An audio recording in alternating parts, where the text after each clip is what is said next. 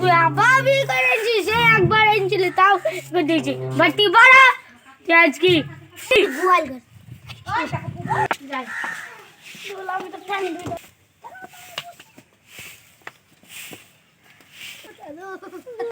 লে লে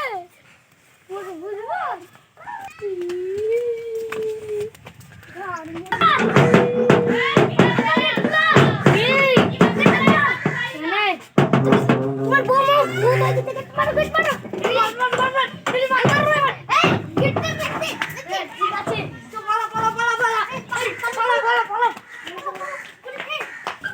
দিদি আরেকটা বুদ্ধি রে ওরে আল্লাহ আরে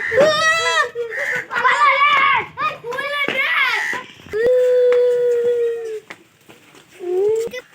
ভালো চলছে এই বাড়ির ভিতর বাসা আছে এটা তারি পালা রে এই একটা বাড়ি ভাড়া এই কি বলবি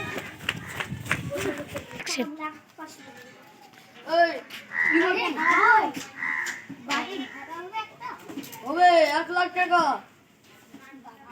1 লাখ টাকা তোমার আব্বাও তো আছে নাকি তোমাদের সাথে আছে দিয়ে দাও টাকাটা দাঁড়াও টাকাটা দিও টাকাটাই তো আমার আসল গুনলাও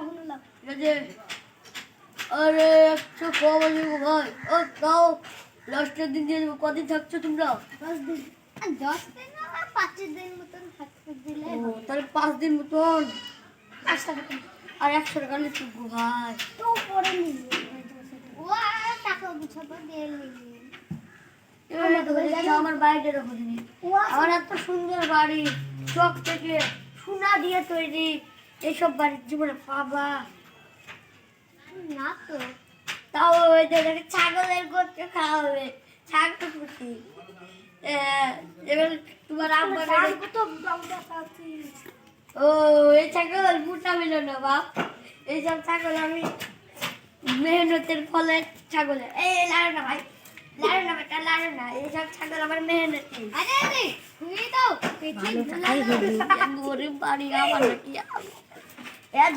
চলো আমার ভিতরে চলো মেলা জিনিস আছে তুমি যা যা খাইবা খাইতে খাইতে ভালো লাগবে মাংস খাই গো হ্যাঁ চলেন এই দেখেন বাড়ির ভিতর সব বারান্দা সব ঠিকঠাক বাড়ির ভিতর দেখবেন তো টকটকে বাড়ি কোনো আলতো ফালতো জিনিস নাই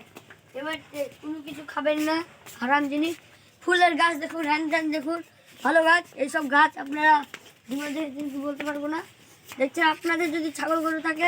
এই বাড়িতে শুবেন 5 দিনের তো আপনারা রেট নিয়েছেন আর এই বাড়িটা দেখছেন এই বাড়িটি সব আমাদের তো দেখুন